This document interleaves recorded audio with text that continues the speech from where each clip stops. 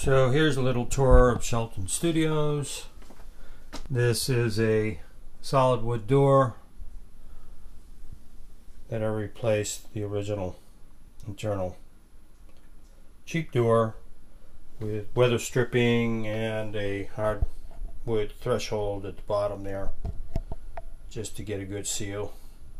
That's worked pretty well. Then into the control room. We got the Argosy desk set up here because of the keyboard. I'm a keyboard player, and it's one of the few things I find that work reasonably well to have the DAW set up and everything rack mounted.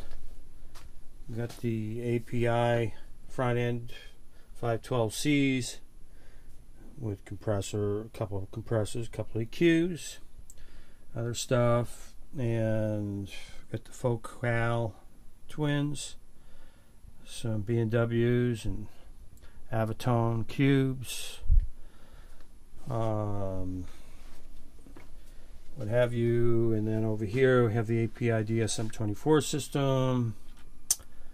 So you can see that the speakers are just mounted on these preset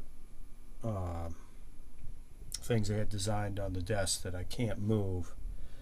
And I was set up square on those till recently when I moved them back at a sharper angle into the listening position, which seemed to help a little bit.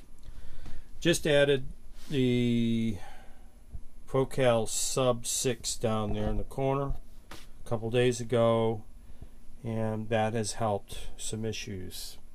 The room itself is a renovated bedroom. This wall here that I put in is a double wall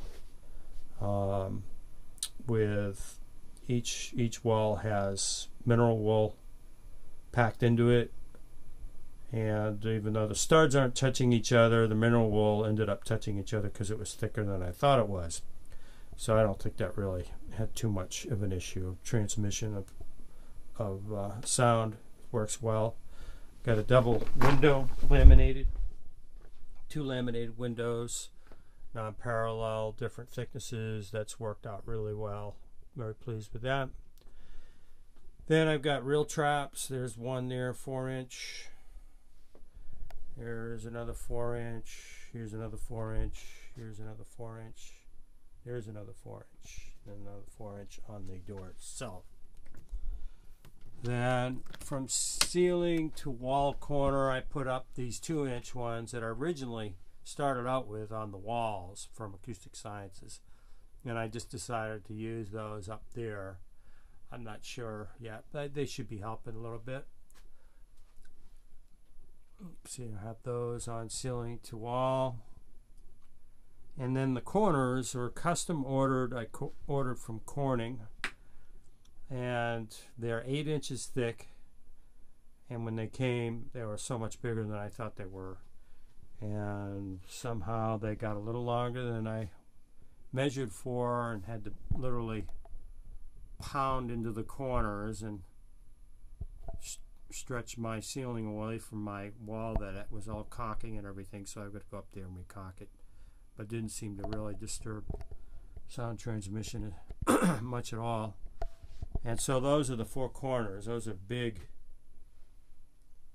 heavy, fairly heavy, bulky bass traps.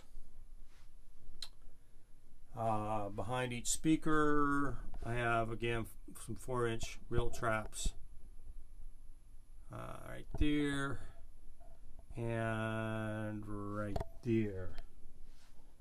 So I've been measuring a lot with fuzz measure simply because it works so well on the new Mac, and able to give me some feedback. Been measuring a lot with that, so I'll send you some updated measurements on that. I've improved a few issues, but still have some that I'm a little concerned about. So that's the control room. The floor itself is a just a laminate composite,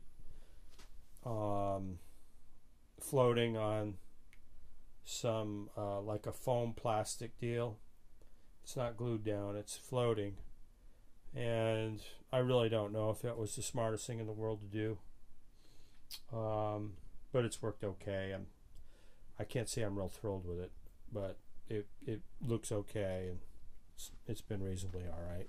Probably would have been better off if I went with real wood. And then I got a throw rug here, very thin throw rug. Up until today, I had a lot more freestanding reel traps in the back that I just took out today to do some more measuring, because it seemed like I needed more high frequencies back in the room. But that's the control room, and then off into the other recording room, tracking room. It's another renovated room, again, same deal with the threshold and the weather stripping and a solid wood door, and that's worked pretty well. Got like a 5.3, 5.2 grand piano C2 here, Yamaha C2, and I'm using the 2-inch in here. I got from Acoustic Sciences. Not a lot, a fair amount. Over here on that right there is a plugged window.